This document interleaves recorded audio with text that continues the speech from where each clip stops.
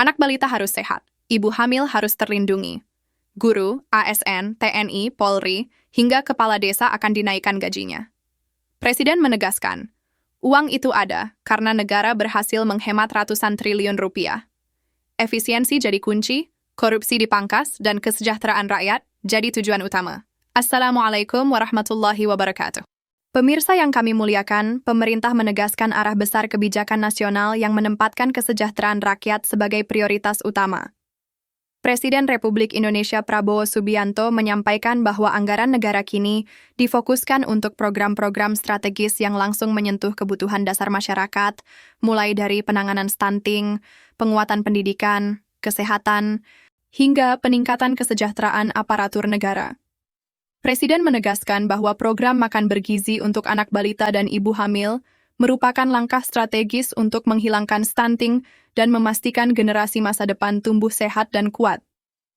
Menurut Presiden, negara tidak boleh membiarkan anak-anak Indonesia tumbuh tanpa gizi yang layak, karena hal itu akan menentukan kualitas bangsa di masa depan.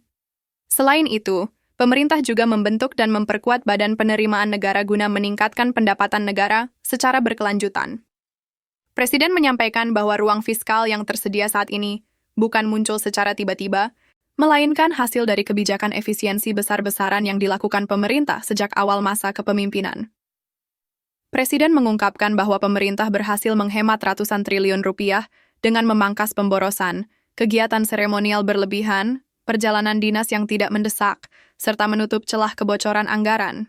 Meski kebijakan efisiensi ini sempat menuai kritik, Presiden menegaskan bahwa efisiensi justru merupakan amanat konstitusi sebagaimana tercantum dalam pasal 3/3 Undang-Undang Dasar 1945.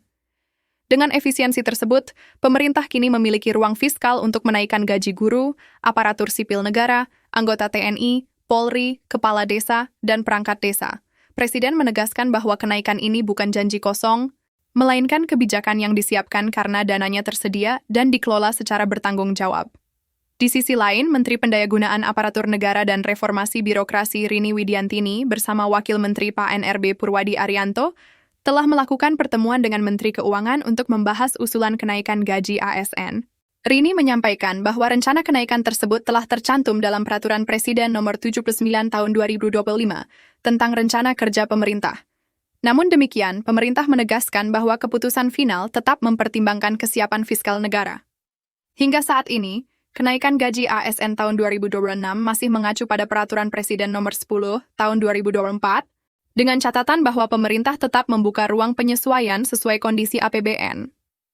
Presiden juga menegaskan bahwa pembangunan nasional tidak hanya soal angka pertumbuhan ekonomi, tetapi tentang bagaimana negara hadir dalam kehidupan rakyat. Pendidikan ditempatkan sebagai prioritas tertinggi dalam APBN, dengan alokasi mencapai sekitar 20 hingga 25%. Tertinggi sepanjang sejarah Indonesia. Menurut Presiden, mencerdaskan kehidupan bangsa adalah fondasi utama kemerdekaan yang sesungguhnya. Dalam pidatonya, Presiden menyoroti bahwa tantangan terbesar Indonesia bukan hanya geopolitik global, tetapi korupsi di dalam negeri.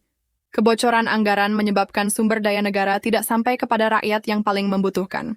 Oleh karena itu, Presiden menegaskan tekadnya membangun pemerintahan yang bersih, efisien, dan berani menindak penyimpangan. Presiden meminta seluruh menteri dan pimpinan lembaga untuk menelusuri ulang alokasi APBN, mempelajari kembali DIPA, serta memangkas kegiatan yang tidak berdampak langsung bagi rakyat. Fokus diarahkan pada pembangunan ekonomi domestik, ketahanan pangan, ketahanan energi, hilirisasi industri, serta penguatan pelayanan publik.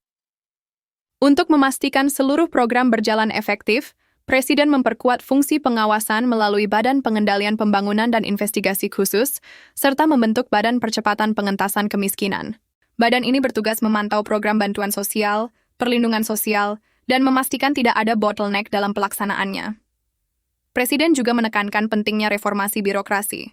Ia mengakui bahwa birokrasi Indonesia masih dikenal lambat dan berbelit-belit. Oleh karena itu, Presiden memberikan kewenangan kepada para menteri untuk segera mengganti pejabat yang tidak bekerja maksimal dan mempersulit pelayanan rakyat. Dalam bidang ketahanan nasional, Presiden menegaskan pentingnya pertahanan yang kuat, penegakan hukum tanpa kompromi, serta pemberantasan judi online, narkoba, penyelundupan, dan korupsi.